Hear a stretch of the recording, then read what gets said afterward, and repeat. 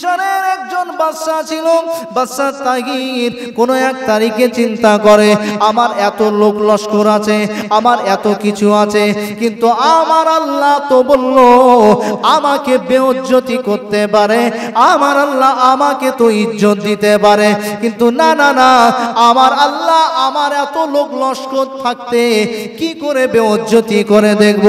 আমার আল্লাহ পাক রব্বুল আলামিন অমনি সময় মিশরের বাদশা তাইর ও একটু শিকার করতে ভালোবাসতো। শিকার করার জন্য মিশরের বাদশা তাইর পাশের এলাকাতে, পাশের দেশে চলে গেল। শিকার করার সাথে পাশের এলাকাতে চলে গেল। পাশের এলাকাতে চলে গিয়ে জঙ্গলের ভিতরে ঘোরাঘুরি করে, আর তীরটা ধনুকটা সঙ্গে নিয়ে ঘোরে। আল্লাহর ওলি মিশরের বাদশা তাইরকে আমার আল্লাহ বেইজ্জতি করে কেমন দেখিয়ে দিল একটুখানি বোঝানোর জন্য বলি। বাদশা তাইর যখন পাশের দেশেতে চলে গেল, বাদশা তাইরকে আমার আল্লাহ পাক ওই দেশের গভর্নর যিনি ছিলেন, ওই দেশের বাদশা যিনি ছিলেন, ওই সময় জঙ্গলে হরিণ চুরি হয়, হরিণ চুরির অপবাদে বাদশা তাইরকে জেলবন্দি করে দিয়েছে। আল্লাহর পরীক্ষা একটু দেখতে চাচ্ছিল, উনি চাচ্ছিল না যে এই আয়াতটা ভুল, এটা নয়। মিশরের বাদশা তাইর বড় একজন জবরদস্ত আল্লাহর ওলি, কিন্তু উনি পরীক্ষা করতে চাচ্ছে যে আমার এত লোক লস্কর থাকতে আল্লাহ কি করে বেইজ্জতি করে আমি একটু দেখব। আল্লাহ বলছে তাইর দেখবি, আমি তোকে দেখিয়ে দেব, আমি তোকে দেখিয়ে দেব। কেউ যদি মনে করে আমার টাকা আছে, BMW গাড়ি আছে, আমি বিশাল বড় হুজুর, আমি বিশাল বড় ইমাম সাহেব, আমার বেইজ্জতি হবে না, এই এলাকার ইমাম, আমার বিশাল নাম, হ্যাঁ বেইজ্জতি হবে না, এই যদি মনে করে আল্লাহ চাইলে বেইজ্জতি করবে না। সম্মান বেশিক্ষণের জন্য নয়, যদি রাখতে না পারা যায়, রাখতে যদি না পারা যায়।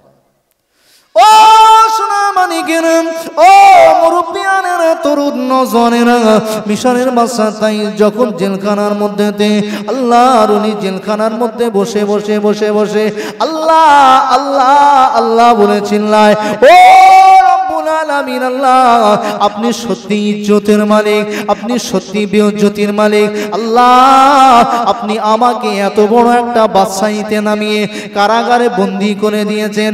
মিশরের বাদশা তাইর অমনি সময় কারাগারের মধ্যে বসে বসে বসে বসে আল্লাহ পাকের কোরআন তেলাওয়াত করতে লাগে।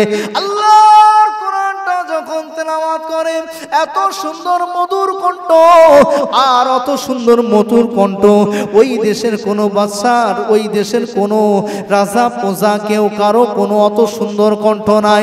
মিশরের বাদশা যখন অমনি সময়ে যখন কোরআন তেলাওয়াত করে, ওই দেশের বাদশা বলতে লাগে, কোরআন যেন একটা মধুর আওয়াজ কোথা থেকে ভেসে আসে। জেলখানার সমস্ত কর্মচারীদেরকে জানিয়ে দিল, এ আমার কর্মচারীরা, ওই কোরআনের আওয়াজটা গভীর রাতে কোথা থেকে ভেসে আসে একটু দেখো দেখো।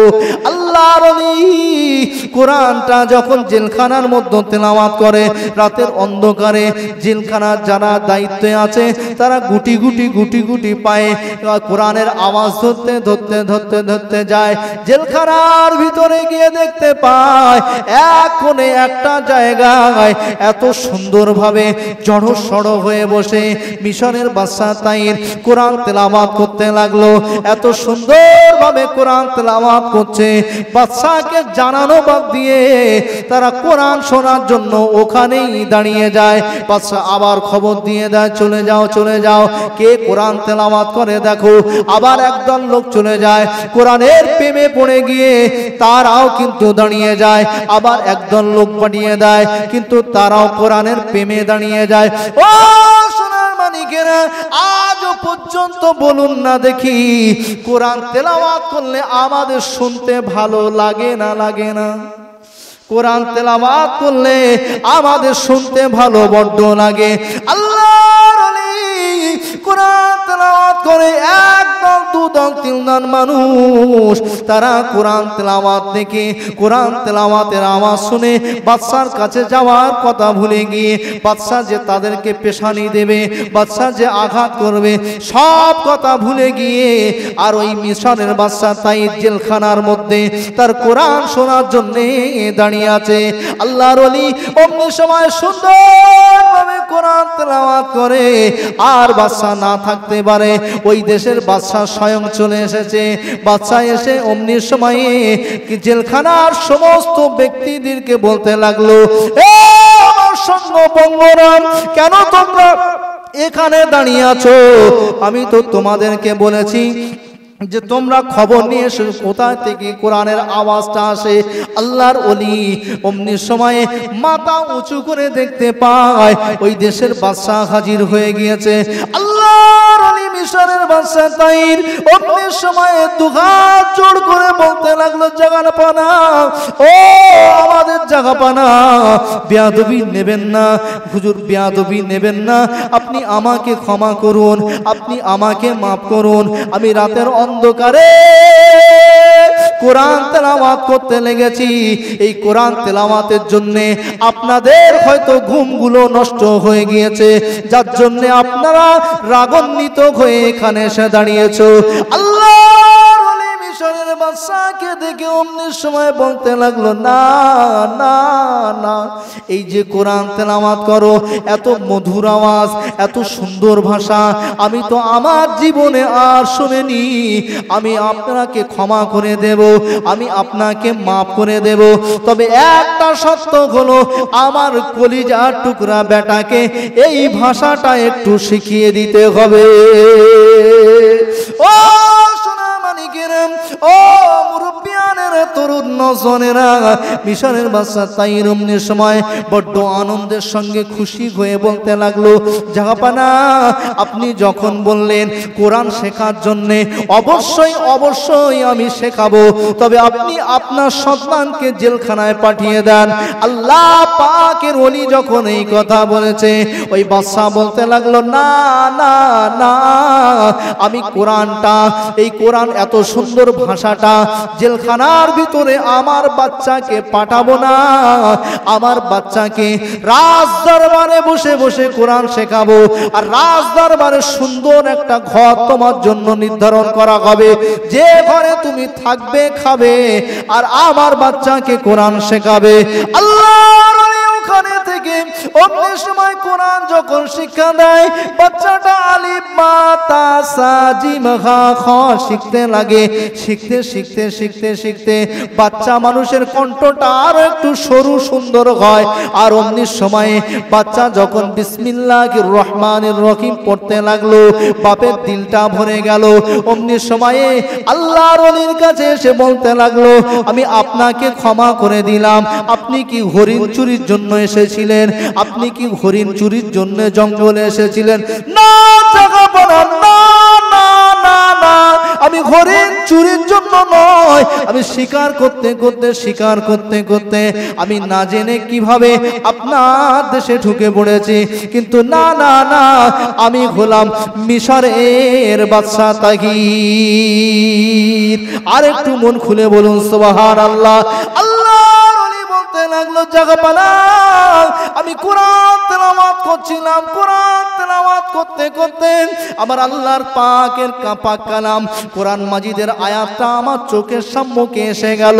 আমার আল্লাহ বলল, আমার আল্লাহ বলল, অত ইজ্জু মান্তাসা, অত জিল্লু মান্তাসা, বিয়াদিকাল খায়র, ইন্নাকা আলা কুল্লি শাইইন কাদির। আমার আল্লাহ কোরআনের মধ্যে বলল, তুলিজুল লাইলা ফিন নাহার ওয়া তুলিজুন নাহারা ফিল লাইল। আমার আল্লাহ বলছে যে দিনের ভিতর থেকে রাত বার করতে পারি, রাতের ভিতর থেকে দিন বার করতে পারি। আমার আল্লাহ বলছে ইজ্জত দিতে পারি, আমার আল্লাহ বলছে বেইজ্জতি করতে পারি। তাই আমি আল্লাহ কেমন করে বেইজ্জতি করে এটা একটু দেখতে চেয়েছিলাম। ও জাগাপানা, না না না, আমি এমন কোন চোর নয়, আপনার জঙ্গলের হরিণ চুরি করার জন্য নয়, আমি এসেছিলাম শিকার করতে করতে আপনার রাজ্যে ঢুকে পড়েছি, আপনার দেশে ঢুকে পড়েছি জাহাপানা, আমি চোর নয়। অমনি সময়ে আল্লাহর ওলিকে সুন্দর বাদশাহী দেশ দিয়ে আবার মিশরের জমিনে ফিরিয়ে দিল। আল্লাহর ওলি নামাজের পাটিটা ফেলে দিয়ে আল্লাহর ওলি আল্লাহর কাছে কাঁদে আর বলে, আল্লাহ তুমি তো সবই মালিক, তুমি তো সব কিছু পারো, আল্লাহ তুমি ইজ্জত দিতে পারো, তুমি বেইজ্জতি করতে পারো, আল্লাহ তুমি আমাকে ইজ্জত দিয়েছিলে, আমি বেইজ্জতি চেয়েছিলাম বেইজ্জতিও করে দিলে, কিন্তু আবারও তো তুমি আমাকে ইজ্জতের জায়গায় ফিরিয়ে দিলে।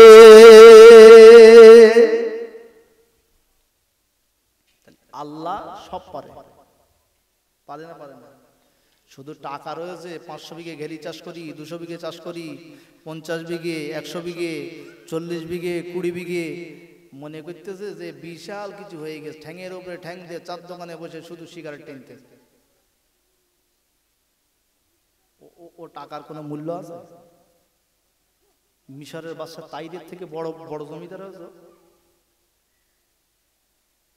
কি? ওর থেকে বড় জমিদার কি?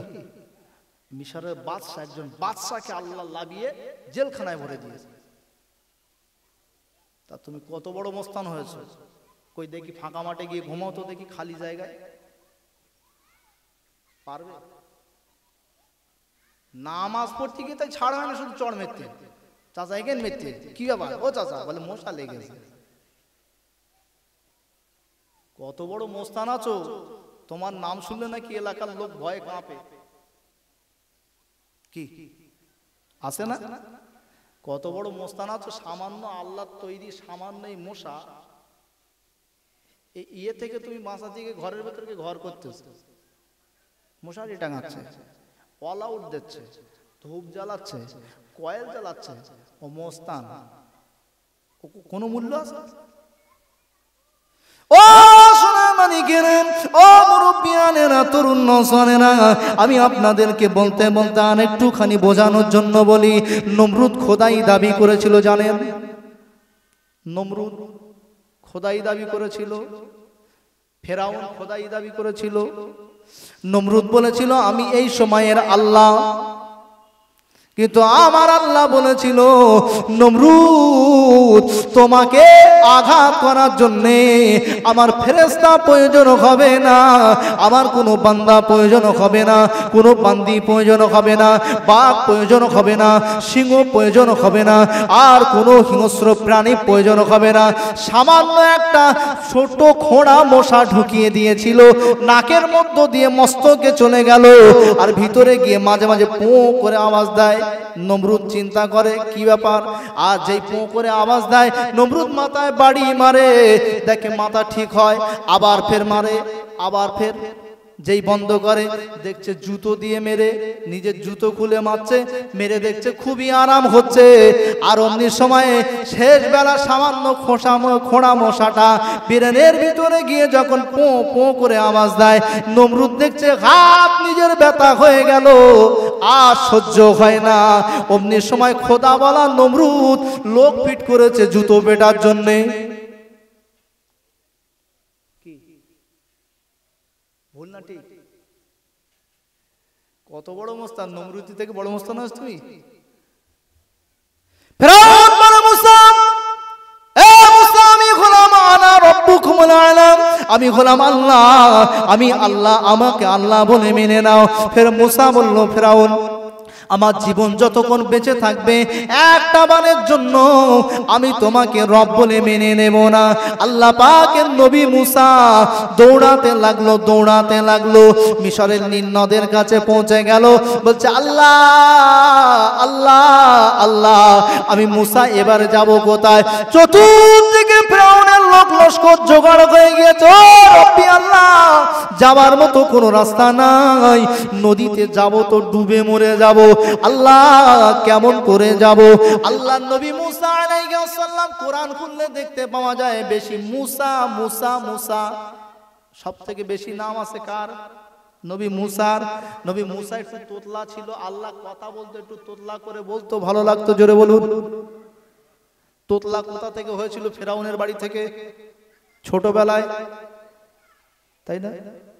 ও সোনা মানিকেরা, নবী মুসা অমনি সময় আমি আপনাদের শেষের দিকে শুধু বুঝিয়ে যাই, যত বড় মুস্তানি করো, যত বড় টাকার মালিক হও, যত বড় হস্তি বাহিনী থাক, যত বড় গাড়ি থাক, যত বড় বাড়ি থাক, না না, পারবে না, পারবে না, আমার আল্লাহর ক্ষমতা থেকে বাঁচতে পারবে না। আমার আল্লাহর যদি ইবাদত করে নাও, দুনিয়ার কোনো ক্ষমতা আর তোমাকে ক্ষতি করতে পারবে না। ও সোনা মানিকেরা, আল্লাহ নবী মুসা আলাইহিস সালাম বলল, আল্লাহ আল্লাহ আল্লাহ, আমি মুসা তো বড় বিপদে। আমার আল্লাহ বলল, মুসা চিন্তা করো না, ও মুসা তোমার হাতে লাঠিটা ফেলে দাও, আমি আল্লাহ নীল নদের দরিয়ার মিডিল দিয়ে বুক চিরে তোমার জন্য রাস্তা বানিয়ে দেব।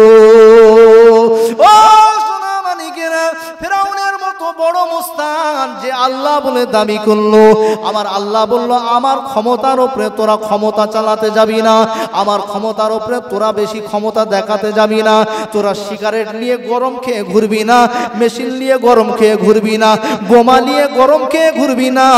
আর তোরা যদি আমার ইবাদতকারী হয়ে যাস, তোদের নত শত দিলটা দেখলে তমাম দুনিয়াবাসীর কাছে তোর সম্মানটা আমি আল্লাহ ইতিহাস পর্যন্ত পৌঁছে দেব। ও সোনা মানিকেরা, নবী মুসা আলাইহিস সালাম যখন দরিয়ার মিডিল পজিশনে পৌঁছে গেল, লাঠির কাছাকাছি পৌঁছে গেল, বলছে, আল্লাহ ফেরাউনও তো লেবে পড়েছে, কি হবে উপায়?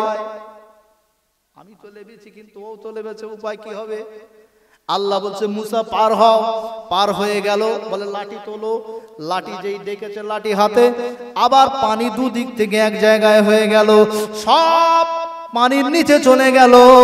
ফেরাউন লম্বা গলা পর্যন্ত পানি। বলছে, মুসা আর আল্লাহ বলবো না, আমি আর রব হব না, তোর রবকে মেনে নেব, একবার নীল নদ থেকে তুই আমাকে বাঁচা।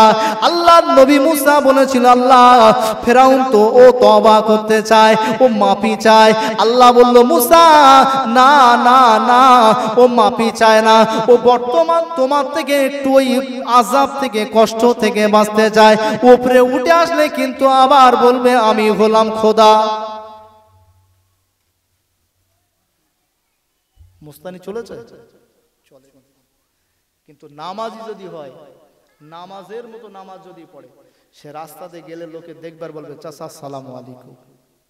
কেউ যদি বিড়ি খায়, দেখে চাচাকে দেখে সম্মান দেবে, এই চাচা আসছে রে, চাচা আসছে, বিড়িটা ফেলে দেবে, ধোঁয়াটা গালের ভিতর নিয়ে চুপচাপ রয়েছে। চাচা বলছে আসসালামু আলাইকুম, ও সালামের উত্তর দেওয়া বাদে দেখি বুড় বুড় বুড় করে ধোঁয়া বেরোচ্ছে। এরকম কলে হয়, আমি নিজে দেখেছি এরকম কলে। আরে ও প্রতিদিন আমার সালাম দেয়, আমি যাচ্ছি দেখি ও সালাম দেয় না, তা আমি একটু সালামটা ঠুকে দিলাম, যেই দিয়েছি আর বুড় বুড় করে ধোঁয়া বেরোচ্ছে, মানে মাল ভেতরে জমিয়ে রেখেছে, চুপচাপ দেখে যে সালাম দিয়েছে উত্তর তো দিতে হবে, যে হুজুর সালাম দিয়েছে মানে গন্ডগোল, আর যেই উত্তর দিতে যাচ্ছে ধোঁয়া বেরোচ্ছে। আমি আর লজ্জা না হাতে আস্তে আস্তে পালিয়ে গেছি, যেহেতু সে লজ্জা করেছে, তাই না? যেহেতু সে লজ্জা করেছে, তাহলে নামাজি যদি নামাজির মতো হয়ে যায়, তামাম এলাকার মানুষ তাকে সম্মান করবে। নামাজ পড়বে চুরি করবে, নামাজ পড়বে চিটিংবাজি করবে, নামাজ পড়বে মিথ্যা কথা বলবে, নামাজ পড়বে দৌড় ঠালবে, নামাজ পড়বে আল ঠালবে, নামাজ পড়বে এই করবে, নামাজ পড়বে জেনা করবে, নামাজ পড়বে সুদ খাবে, নামাজ পড়বে গ্রুপ লোন নেবে, নামাজ পড়বে মহিলা সমিত নেবে। ও নামাজের কোনো দাম দেবে? হে সে সুদ করে হাজি সাহেব এসছে সেইটাই। ও সোনা মানিকেরা, কেমন নামাজ পড়তে হবে আমি আপনাদের শেষের দিকে একটু জানিয়ে যাই। আল্লাহ নবী দিন দুনিয়ার বাদশা হাবিবুল্লাহ, আমার আপনার নবী দয়ার নবী, মদিনার মসজিদে নববী শরীফের ইমাম দুনিয়া থেকে বিদায় নিচ্ছেন, চলে যাচ্ছেন। সবাই চিন্তায় পড়ে গেল, আজ থেকে আমাদের ইমাম কে হবে, কে আর আমাদের নামাজ আদায় করাবে, কে আর আমাদের নামাজ পড়াবে? ও কিতাবের মধ্যে পাওয়া যায়। আল্লাহ নবী বিদায়ের আগে বলেছিল, হুজুর আপনি আমাদেরকে নেতা নির্বাচন করে দেন, আপনি নেতা দেখিয়ে দিয়ে যান। আল্লাহ নবী বলেছিল, আবু বকর না না না, আমি বলবো আবু বকর নেতা হবে, আমি বলবো ওমর নেতা হবে, আমি বলবো আলী নেতা হবে, আমি বলবো হাসান নেতা হবে, আমি বলবো হুসাইন নেতা হবে। কিন্তু আমার ওফাতের পরে যদি হুসাইন কি হাসান কি আলী কি আবু বকর কি ওমর কি উসমান যদি চরিত্র তার ইসলাম থেকে সরে যায়, কিন্তু আমি রাসূলুল্লাহ বলার জন্য সবাই তাকে কিন্তু মানতে, আমি বলবো না। রাসূলুল্লাহ বিদায় নিলেন। একদিকে আমার রাসূলুল্লাহর লাশ মোবারক রেখে দেওয়া হয়েছে, অপর দিকে দাঁড়িয়ে দাঁড়িয়ে দাঁড়িয়ে দাঁড়িয়ে হযরতে আবু বকর একটা পাথরের উপরে দাঁড়িয়ে দাঁড়িয়ে চোখ ভরা পানি নিয়ে বলতে লাগলো,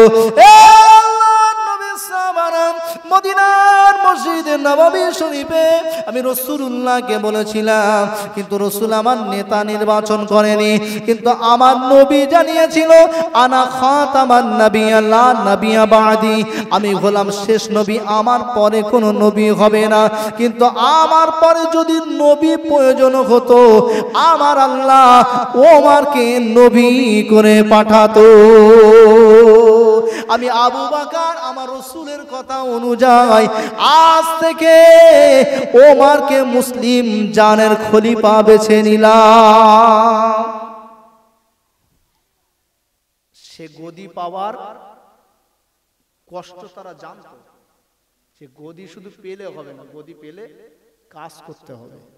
আবু বকর অত বড় একজন সাহাবা বলছে, আমি কিন্তু ওই নেতা টেতা হব না, এই ওমর হবে। রাসূল বলেছে যেহেতু যে আমার পরে যদি নবীর প্রয়োজন হতো আল্লাহ ওমরকে নবী করত, তাই আজ থেকে মুসলিম জানের খলিফা নেতা হলো ওমর। ওমর একটু রাগ বেশি ছিল, ঠেলে মেলে সামনে এসে বলতে, ভাই আবু বকর আমারও বলার আছে, দাঁড়াও, তুমি লাভো আমি উঠবো, তুমি লাভো পাথর থেকে, আমি উঠবো, আমি বলবো। ও সোনা মানিকেরাম, আল্লাহ নবী সাহাবা হযরতে ওমর ফারুক রাদিয়াল্লাহু তাআলা আনহু আল্লাহর নবীকে অমনি সময় বলতে লাগলো, আল্লাহর নবী সাহাবা হযরতে আবু বকরকে বলতে লাগলো, ও ভাই আবু বকর আপনি শুনেছেন আমার রাসূলুল্লাহ বলেছে আমার পরে যদি নবীর প্রয়োজন হতো, নবী যদি আসতো, আল্লাহ ওমরকে নবী করে পাঠাতো। কিন্তু ও ভাই আবু বকর এটা কি শোনেননি? আমার রাসূলুল্লাহ বলেছে আবু বকর যেদিন মক্কা থেকে চলে যাব, মদিনাতে চলে যাব, সেদিনে আমার সঙ্গী আবু বকর ছাড়া কেউ থাকবে না, কবরের সঙ্গী আবু বকর ছাড়া কেউ থাকবে না, আর হাসরের সঙ্গী আবু বকর ছাড়া কেউ থাকবে না, জান্নাতের সঙ্গী আবু বকর ছাড়া কেউ থাকবে না। ও আল্লাহর নবীর সাহাবারা, তোমরা কি জানো না আমার রাসূলুল্লাহ কোন এক তারিখে আসরের নামাজের সময় আমার রাসূলুল্লাহ একটু জয়ীব হয়ে গেলেন, আমার রাসূলুল্লাহ একটু অসুস্থ হয়ে পড়লেন। আহারে আসরের নামাজের ওয়াক্তটা চলে যায়, এমনি সময়ে আমি মনে করলাম আমার রাসূলুল্লাহকে ডাক দিই। আবু বকর বলতে লাগলো, এ ওমর কাকে ডাক দিবি রে? কে নামাজে দাওয়াত দিয়েছে? সেই রাসূলুল্লাহকে নামাজের তাগিদ তুমি দিতে যাও কি করে? না ওমর না না না, আল্লাহর নবীর সাহাবা হযরতে ওমর চুপ করে দাঁড়িয়ে গিয়ে অমনি সময় আল্লাহর নবীর সাহাবা হযরতে ওমর ফারুক রাদিয়াল্লাহু তাআলা আনহু বলল, আসরের নামাজটা চলে যাবে, আসরের নামাজটা বেকার হয়ে যাবে, নামাজ কি আমাদের হবে না? অমনি সময়ে তিনি ইমামতি রাসূলুল্লাহ যে জায়গাতে দাঁড়িয়ে দাঁড়িয়ে করতেন, ও জায়গা থেকে একটুখানি পিছিয়ে দাঁড়িয়ে আর নামাজের ইমামতির জন্য দাঁড়িয়ে গেলেন। আল্লাহর নবী আম্মা জান আয়েশা সিদ্দিকা হুজরার পর্দাখানা সরিয়ে দিয়ে বলতে লাগলো, আমার সাহাবারা ইমামতির জায়গায় কে দাঁড়িয়েছে? ইমামতি করার জন্য কে দাঁড়িয়েছে? নামাজ কে পড়াবে? বলল, হুজুর আপনি তো জয়ীব অসুস্থ, আপনার পরিবর্তে ওমর আপনার জায়গা থেকে ছেড়ে একটুখানি সরে ওখানে দাঁড়িয়ে ইমামতি করছে। আল্লাহর নবী বলল, না না না না না, আমার অবর্তমানে আমার আবু বকর ছাড়া অন্য কেউ জায়গাতে দাঁড়াবে না। সেই দিনের কথা কি ভুলে গিয়েছো যেদিন নবী বলেছে আমার পরবর্তীতে আবু বকর দাঁড়াবে ও জায়গায়? তবে ওমরকে তোমরা কেমন ভাবে নেতা মেনে নিয়েছো? ও সোনামানিকেরা, নেতা হওয়ার কত জ্বালা কত যন্ত্রণা তারা বুঝতো, তাই তারা নেতা হওয়ার জন্য তারা ব্যস্ত ছিলেন না, তারা নেতা না হওয়ার জন্য তারা ব্যস্ত ছিল। আমি আপনাদের ও কথা বলি না, নামাজ যদি নামাজের মতো তারা পড়েছিল বলে আল্লাহ তাদের সাহায্য করেছে। আমরাও যদি নামাজটা নামাজের মতো পড়ে নিই তবে আমাদেরও আমার আল্লাহর তরফ থেকে সাহায্য আসবে না আসবে না? আমরাও যদি নামাজটা নামাজের মতো পড়ি সাহায্য আসবে না আসবে না? তবে আমরা তো সবাই বারাতের রাতের কত কান্নাকাটি করেছি, পেয়েছে পেয়েছেন? সবাই বারাতের রাতের বলিস আল্লাহ আমার রুজিতে বরকত দাও, আল্লাহ এবারটা নাই সেই কদরে গিয়ে কবুল হবে। এটা হলো চিঠি মানে দরখাস্ত করার রাত, লাইলাতুল কদরের রাত্রে গিয়ে কবুল হবে। এটা নাই গেল, জীবনে তো আরো লাইলাতুল বারাতের রাতের নামাজ পড়েছি, পেয়েছেন সব? আমাদের নামাজ তো সেই নামাজ না। ও সোনামানিকেরা, নবী আমার দুনিয়া থেকে বিদায় নিলেন। আমার আপনার নবী বিদায় নেওয়ার পরে সাহাবারা ইমামতির জায়গাতে আবু বকরকে পেলেন। আল্লাহ নবীর কোন একজন সাহাবা এক তারিখে আসরের নামাজ আদায় করে বাজার করলেন। মদিনার বাজার থেকে বাজার করে আল্লাহ নবীর সাহাবা অমনি সময় বাজারটা বাড়িতে পৌঁছে দেবেন, বাড়িতে গিয়ে মাগরিবের নামাজ আদায় করবেন। এই নিয়ত করে যখন মদিনার বাজার থেকে কেউ বলেছেন গাধা আর কেউ বলেছেন উট, গাধা বা উট ভাড়া করে নিয়ে বাড়ির দিকে রওনা দিচ্ছেন। আল্লাহ নবী সাহাবাকে দেখে গাধার মালিক বলতে লাগলো, আল্লাহ নবী সাহাবা, আমার নবী তো জানিয়েছে কেউ যদি কারো উপকার করে আমার আল্লাহ তার জন্য কিছু ফায়দা রেখেছে। তাই আজকে দিনেতে আপনি যদি রাস্তা দিয়ে যান, এই রাস্তা দিয়ে গেলে আপনার হয়তো একটু তাড়াতাড়ি হবে, কিন্তু না না না, আজকে খাটার জন্যে ইনকাম করার জন্যে আর মদিনার বাজারে ফিরে আসবো না। এ আল্লাহ নবী সাহাবা আমাকে কি একটু মাঠ দিয়ে যেতে দেবে?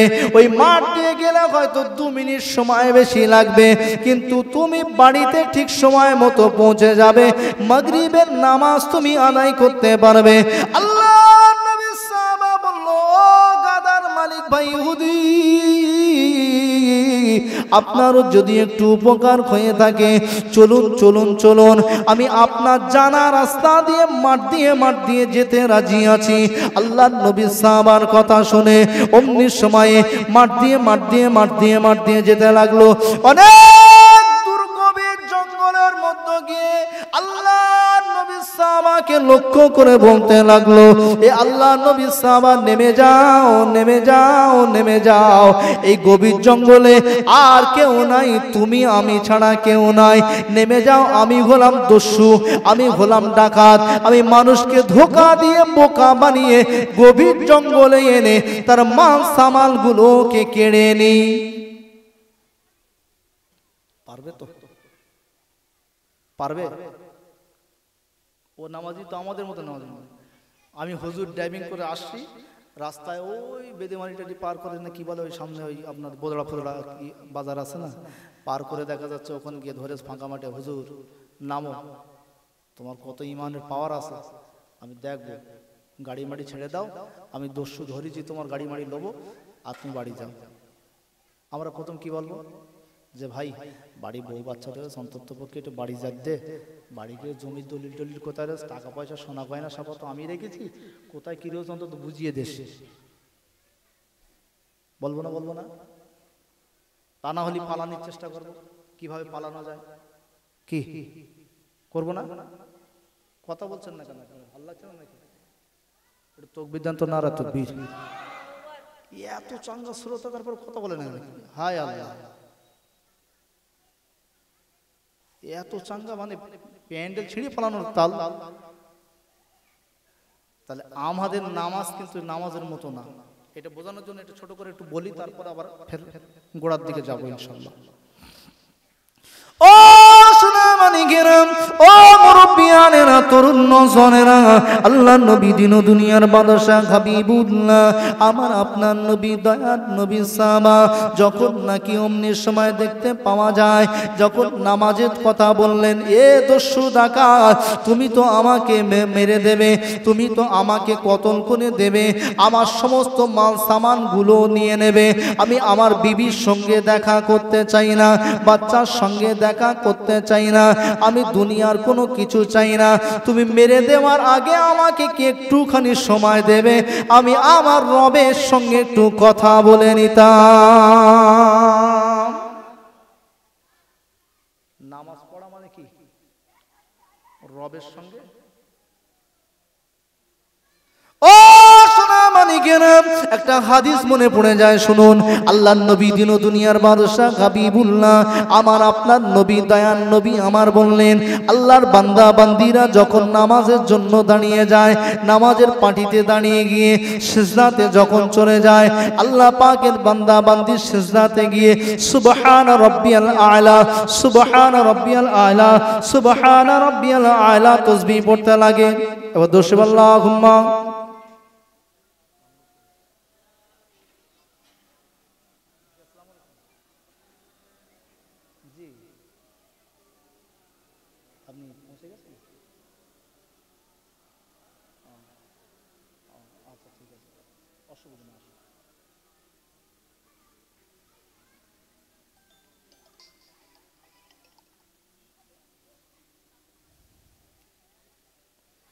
আমার পরবর্তী বক্তা পিজ্জাদা রাকিবুল আজিজ ভাই ফোন করেছে, আর কি কাছাকাছি এসে গিয়েছে, আপনাদের কাছাকাছি এসে গিয়েছে, বেশি দূর নয়, তিনি আসছেন আপনাদের খিদমতে। পিজ্জাদা রাকিবুল আজিজ ভাই, তিনি আপনাদের কাছে মূল্যবান বক্তব্য রাখবেন। তো আল্লাহর নবী সাহাবা প্রথমত উনি বললেন যে আমি যে আমাকে মেরে দেবে, কতল করে দেবে, এতে কোনো দুঃখ নাই, কোনো বাধা নাই, কোনো কিছু নাই, তবে আমাকে কি একটুখানি সময় দেওয়া যাবে, আমার রবের সঙ্গে একটু কথা বলবো। জোরে বলবেন না?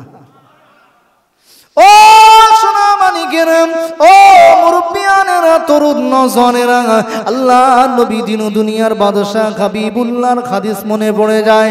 বান্দা যখন সিজদাতে চলে যায়, গোরা রাইট মসজিদে গেল, গোরা রাইট মসজিদে গিয়ে অমনি সময়ে বলতে লাগলো, সুবহান রাব্বিয়াল আলা, সুবহান রাব্বিয়াল আলা, সুবহান রাব্বিয়াল আলা, কান্নার ভাব নিয়ে, কান্নার একটা ভাব নিয়ে বান্দা সিজদাতে পড়ে গিয়ে আল্লাহর কাছে নত হয়ে গিয়েছে। আল্লাহর বান্দা যখন সিজদাতে আল্লাহর কাছে সিজদাতে দিয়েছে, আল্লাহর নবী বলছে, ওই বান্দা, ওই বান্দিটা গোরা রাইট বাড়িতে বান্দিটা নামাজের জন্য দাঁড়িয়েছে, সিজদাতে গিয়ে সুবহান রাব্বিয়াল আলা, সুবহান রাব্বিয়াল আলা, কিন্তু বান্দা বান্দির সিজদাটা গোরা রাইট মসজিদ, মাদ্রাসা, খানকা, দরগা, বাড়িতে, মাঠে, ঘাটে, বিলে, খামারে কোনো জায়গায় নয়। ওই মসজিদের সিজদাটা বলো আর খামারের সিজদাটা বলো, ওই সিজদাটা গোরা রাইট হয় না। ওখান থেকে যদি ফুরফুরার মসজিদ, দাদা পীরের মসজিদে চলে যায়, ওখানে গিয়েও সিজদাটা হয় না। খাসা হুজুরের মসজিদ, ওখানেও সিজদাটা হয় না। আবার নবীর মসজিদ, মসজিদে নববী, ওখানেও সিজদাটা হয় না। ওখান থেকে নিয়ে কাবা চক্করে যদি সিজদা দেয়, বান্দা বান্দির সিজদাটা কাবা চক্করেও হয় না। বান্দা বান্দি যখন সিজদা দেয়, আমার রাসূলুল্লাহ বলে দিলেন,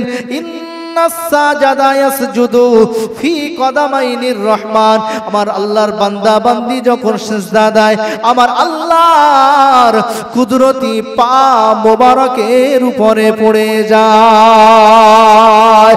বান্দার বান্দি আল্লাহর কুদরতি পা মোবারকের উপরে মাথাটা ঠেকিয়ে দিয়ে, নাকটা, কপালটাকে ঠেকিয়ে দিয়ে আর বলতে থাকে, সুবহানা রাব্বিয়াল আলা, সুবহানা রাব্বিয়াল আলা, সুবহান রাব্বিয়াল আলা। আল্লাহ নবী, আমার আপনার নবী দয়ার নবী বলতে লাগলে, এ আমার সাহাবারা, ওই নামাজি যখন নামাজে ওই দোয়াটা পড়তে লাগে, আমার আল্লাহর বান্দা এর থেকে বেশি কাছাকাছি আর কোনো সময় হয় না।